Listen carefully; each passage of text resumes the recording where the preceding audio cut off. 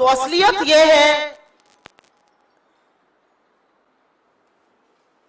कि जब 2024 में नरेंद्र मोदी की सरकार नहीं बनेगी और लोग उनका सारा षड्यंत्र और सारी साजिश समझ चुके हैं, पूरा षड्यंत्र रचा गया आरक्षण को खत्म करने का, साजिश थी संविधान को समाप्त करने की। 400 पार का नारा ऐसे ही बहकाने के लिए नहीं दिया था। 400 पार के नारे की असलियत अनंत हेगड़े से लेके ज्योति मिर्धा, गिरिराज सिंह, विवेक देव रॉय, लल्लू सिंह, सब ने बयां कर दी। जो लल्लू सिंह अयोध्या के सांसद कहते थे थोड़े दिन पहले तक कि संविधान बदला जाना है, उसको अपने बगल में खड़ा करके मोदी जी कल प्रचार कर रहे थे। तो संविधान बदलने की जो साजिश थी वो हिंदुस्तान को समझ में आ गई। जो आरक्षण खत्म करने के नापाक मंसूबे थे वो देश को समझ में आ गया और देश ने इनको हराने की ठान ली। तो 2 चरण के मतदान के बाद सुपड़ा साफ है, तीसरे चरण में भी मिट्टी पली होने वाली है। पहली बात ये कहनी थी।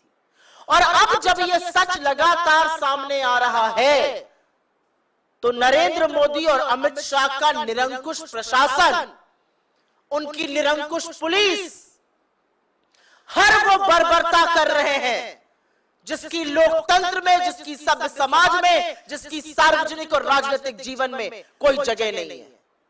पिछले 5 दिनों में कांग्रेस की सोशल मीडिया और डिजिटल टीम्स के साथ काम करने वाले प्रोफेशनल्स को गिरफ्तार करना, उनको प्रताड़ित करना, उन पर दबाव बनाना, उनके डिवाइसेस जब्त कर लेना, ये और कुछ नहीं, ये आपकी कायरता और आपकी बौखलाहट दिखाता है। आप किसको डरा रहे हैं? आप प्रोफेशनल्स को डरा रहे हैं, आप डेटा साइंटिस्ट, इंजीनियर्स, डॉक्टर्स, उन लोगों को डरा रहे हैं, राइटर्स, उनको डरा रहे हैं जो प्रोफेशनल्स हैं, जिन्होंने इस देश की गांधी, नेहरू, पटेल, बोस की विचारधारा को चुना और कांग्रेस के साथ काम करने को चुना। आप उनको डरा रहे हैं जिन्होंने सत्य चुना, जिन्होंने साहस चुना, जिन्होंने न्याय चुना। आपकी तरह आपके झूठ का चरणवंदन करने की से नकारा, उन प्रोफेशनल्स को आप डरा रहे हैं।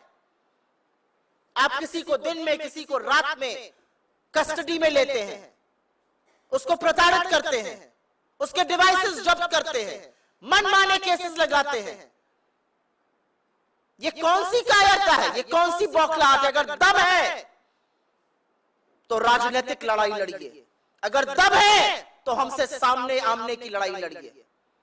आमने सामने की लड़ाई छोड़कर, रण छोड़कर प्रोफेशनल्स को प्रताड़ित करना, सोशल मीडिया के 22, 23, 24 साल के युवाओं को प्रताड़ित करना, हमारे उन पेड प्रोफेशनल्स को प्रताड़ित करना जो एक विचारधारा के अंतर्गत हमारे साथ काम कर रहे हैं, ये आपकी कायरता है, ये आपकी बौखलाहट है। तरस आता है आप पर कि आपकी इतनी हैसियत और इतनी हिम्मत नहीं रह गई है कि आप राजनीतिक लड़ाई करिए। अरे द्वंद्व तो राजनीतिक होता है। आइए मैदान में, दूध का दूध, पानी का पानी कर रही है जनता। आप किसके पीछे छुप रहे हैं?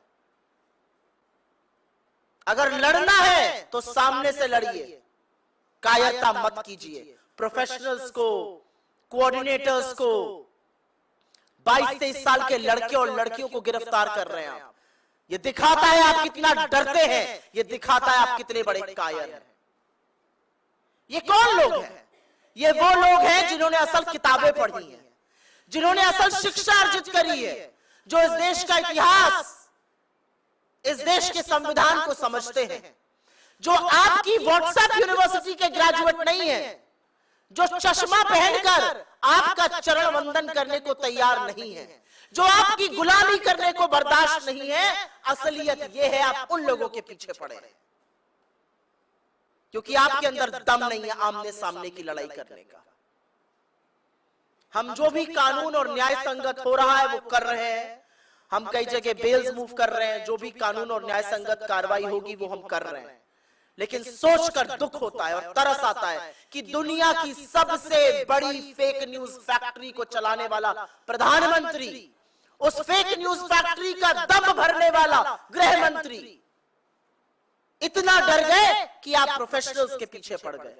कि आप इस देश के युवा के पीछे पड़ गए। वो युवा जिसने ठान ली है कि आपसे सत्ता दोबारा से हासिल करके वो रहेगा। वो युवा जो जानता है कि आप सत्ता में नहीं आएंगे क्योंकि वो उठ खड़ा हुआ है। वो युवा जो अपने भविष्य को लेकर चिंतित है, अपने आसपास होने वाली नफरत को वो मिटाना चाहता है, हराना चाहता है, उनको आप परेशान कर रहे हैं। हम इस मुद्दे पर दिल्ली पुलिस की कार्रवाई पर भी दो शब्द जरूर बोलना चाहूंगी। दिल्ली पुलिस बड़ी दौड़ दौड़ के कार्रवाई करती है। अमित शाह की दिल्ली पुलिस, अरे अमित शाह की दिल्ली पुलिस 72 घंटे हो गए आपको एक कंप्लेन दी थी डीपीसीसी ने, हिम्मत नहीं थी उस पर एक्ट करने की। आज हम सुबह दिल्ली पुलिस के कमिश्नर से मिले, उन्होंने कार्रवाई करने का आश्वासन दिया है। हम देखेंगे उस पर क्या हो रहा है, लेकिन ना हम डरने वाले हैं, ना आपकी गीदड़ धमकियों को सुनकर मेरे प्रोफेशनल साथी दुबक कर बैठने वाले हैं। आपकी हर एक बात का ईंट का जवाब पत्थर से देंगे, आपके हर झूठ का पर्दाफाश करेंगे, आपकी नफरत को हराएंगे, आपकी संविधान के खिलाफ साजिश को बर्खास्त करेंगे और आरक्षण को समाप्त नहीं होने देंगे।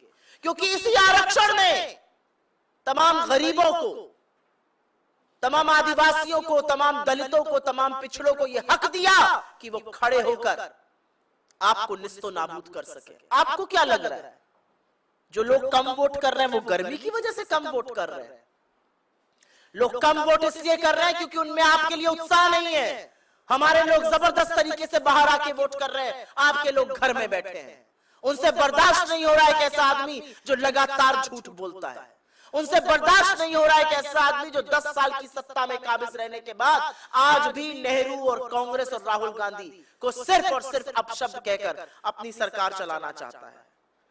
इसलिए जरूरी है कि जिन लोगों को चुप्पी बर्दाश्त नहीं है, जो सत्य और साहस के साथ खड़े हैं, उनके खिलाफ आप अपनी घिनौनी गंदी साजिश बंद कर दीजिए। और मैं अमित शाह की आंख में आंख डालकर कहने को ये तैयार हूं कि ना आपकी दिल्ली पुलिस से डरते हैं, ना आपसे डरते हैं। आपके हर झूठ का पर्दाफाश करके रहेंगे, आपकी फेक न्यूज फैक्ट्री को बर्बाद करके रखेंगे, आपको फेक न्यूज नहीं फैलाने देंगे। दुनिया की सबसे बड़ी फेक न्यूज फैक्ट्री जिन्होंने चलाई, जिसकी फेक न्यूज फैक्ट्री ने दंगे कराए, जिसकी फेक न्यूज फैक्ट्री ने वैमनस्यता फैलाई, जिसकी फेक न्यूज फैक्ट्री ने हिंदू मुसलमान को लड़ाया, जिसकी फेक न्यूज फैक्ट्री ने लोगों की आरक्षण की मांग को दबाया, जिसकी फेक न्यूज फैक्ट्री से लाठियां बरसी, उस फेक न्यूज फैक्ट्री को हम बिल्कुल भी बर्दाश्त नहीं करेंगे। मेरा अपना मानना है कि इस देश में 4 जून को एक नई सरकार बनेगी, एक नया प्रधानमंत्री बनेगा, और ये दावे के साथ कह सकती हूं वो नरेंद्र मोदी नहीं होंगे। और जब वो नया प्रधानमंत्री बनेगा तो वो 10 साल का फलसफा भी देखेगा, 10 साल की समीक्षा होगी, और नया प्रधानमंत्री इस देश में न्याय की, इस देश में सत्य की, इस देश में साहस की दोबारा से वो नींव रखेगा जिसकी बुलंदी पर हमारा देश खड़ा है। आपने 10 साल में जितना नुकसान इस देश का हो सकता था वो किया। आप आज भी झूठ और फरेब की फैक्ट्री हैं, लेकिन 10 साल बाद अब जब जनता आपके सामने आकर खड़ी है तो आप उसी जनता के लोगों को, गरीब लड़के और लड़कियों को, जो विचारधारा की एक लड़ाई लड़ रहे हैं, जो प्रोफेशनल्स हैं, जो गांधी, नेहरू, पटेल, बोस, मौलाना आजाद के देश को देखना चाहते हैं, उनको प्रताड़ित कर रहे हैं। ये युवा आपको जवाब देगा, और जवाब इतना करारा देगा कि आप कहीं छुप नहीं पाइएगा। आपके सवालों का स्वागत है, और जैसा कि मैंने कहा, मेरे जिन साथियों के खिलाफ अमित शाह की दिल्ली पुलिस ने या इस सरकार के निरंकुश प्रशासन ने बर्बरता की है, हम हर न्याय संगत कार्रवाई कर रहे हैं, हम कानूनी कार्रवाई कर रहे हैं जो करनी चाहिए, हम कोर्ट्स में बिल्कुल लड़ रहे हैं इस मामले को। लेकिन यहां कहना जरूरी है कि आपकी गीदड़ हरकतों से, आपके नापाक मंसूबों से ना तो मैं, ना मेरी टीम, और विशेष तौर से ना कांग्रेस पार्टी डरती है, क्योंकि हम उस पार्टी का प्रतिनिधित्व करते हैं जिसने इस देश की आजादी में अपना लहू बहाया है। मेरे नेता आपकी आंख में आंख डालकर जब सवाल पूछते हैं तो आप गीदड़ों की तरह उनके खिलाफ साजिश करते हैं, उनकी सदस्यता छीनते हैं। तो घबराइए मत, हम आपको कहीं भागने नहीं देंगे। सवालों का जवाब आप ही से दिलाएंगे, और हर सत्य का सामना आपको करना पड़ेगा। Any questions on this?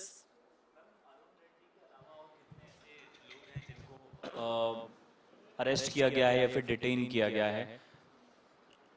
मेरी टीम के तमाम लोग, और मैं उनकी प्राइवेसी बरकरार रखना चाहती हूं क्योंकि मैं नहीं चाहती कि उनके परिवारों को प्रताड़ित किया जाए या ऐसा कुछ हो।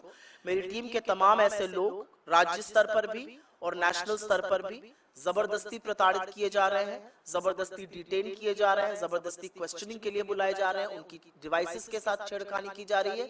लेकिन अगर आपको ऐसा लगता है कि यह हमें जरा सा भी विचलित करता है, बिल्कुल नहीं करता। और अगर आपके मुंह पर मैं सत्य बोलूं, मुझे फक्र होता है कि ऐसी टीम का जो मुस्तैदी से खड़े होकर आपके साथ लड़ रही है। और मुझे खुशी है इस बात की कि हमारा सोशल मीडिया, हमारे डिजिटल प्लेटफॉर्म्स आज उस मुकाम पर है कि आपकी रातों की नींद उड़ा दी है। ये असलियत है, आपकी रातों की नींद उड़ गई है, इसलिए आप ऐसी नापाक हरकतें कर रहे हैं। Any other questions on this matter? Why are you sitting there? कोई और सवाल? जी, आप वहां क्यों बैठे? When did you come? Supriya जी, तो कि आपने दावा किया कि 2 फेज में ये सरकार हार चुकी है, तीसरे फेज का चुनाव होने वाला है।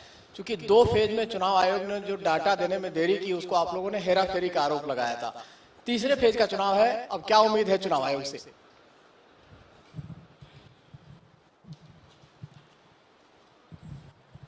सोच रही हूं किस तरह से निष्पक्ष चुनाव आयोग को निष्पक्ष कहा जाए, इसलिए आपका जवाब देने में वक्त लगा। निष्पक्षता का भ्रम तो रहने दो। आज न्यूज़पेपर के एड्स आए हैं, उन एड्स को आप देख लीजिए। सभ्य समाज में, लोकतंत्र में, जहां पे संविधान जीवित है, आपका सिर शर्म से झुक जाएगा। क्या कर रहा है चुनाव आयोग इस बारे में?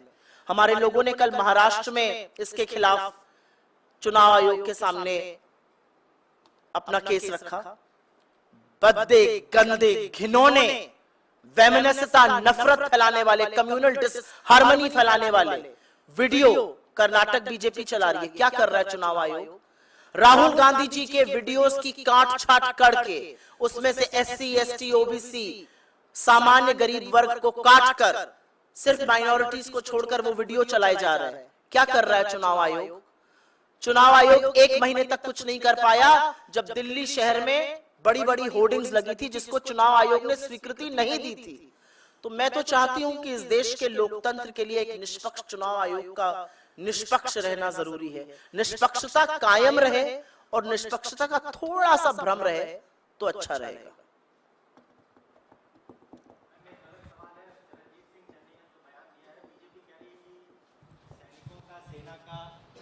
इस तरह से अपमान किया जा रहा है, जब हमले हो रहे हैं तो उसको प्रायोजित, मुझे नहीं पता उन्होंने क्या बयान दिया।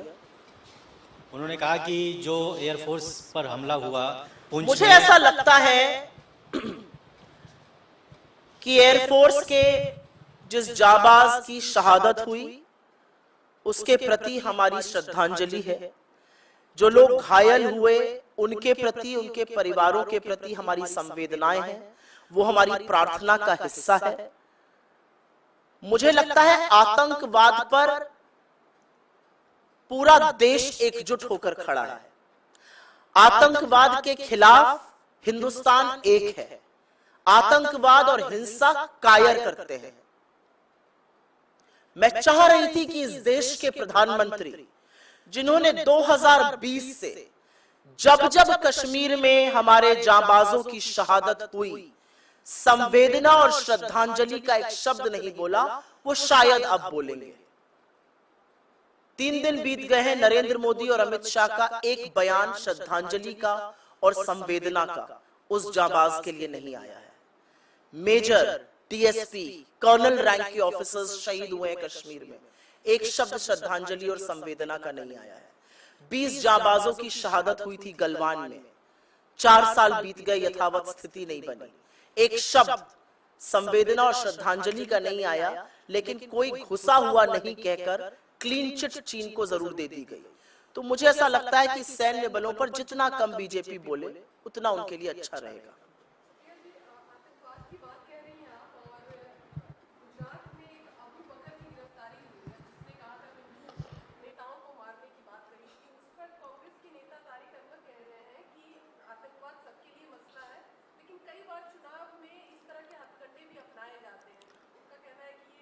मैं कांग्रेस की अधिकृत प्रवक्ता हूं और मैंने आतंकवाद पर जो कहा, मैं आशा करती हूं आपके कैमरे ने रिकॉर्ड किया और आपका चैनल उसको लूप में चलाएगा। जैसे कि मेरी बाइट्स आपके चैनल पर लूप में चलती हैं, वैसे ये भी लूप में चलेगा जो मैंने आतंकवाद पर कहा। आतंकवाद के खिलाफ ये देश एकजुट होकर खड़ा है। आतंकवाद में हमने अपने लोगों की शहादत दी है, अपने दो प्रधानमंत्रियों को कुर्बान किया है। इस देश के तिरंगे में हमारा लहू शामिल है। तो हमसे आतंकवाद पर न विवाद करिए न सवाल कीजिए और मेरी बाइट लूप में चलाइए। जी, प्रवक्ता रही हैं राधिका खेड़ा, उन्होंने आरोप लगाया है कि कांग्रेस में जब वो थी तब उन्होंने अपनी बात सबको रखी, लेकिन उनके साथ न्याय नहीं हुआ। वो राम मंदिर गई तो उसके बाद से उनको साइडलाइन कर दिया गया, डिबेट्स में भी जाने नहीं दिया गया।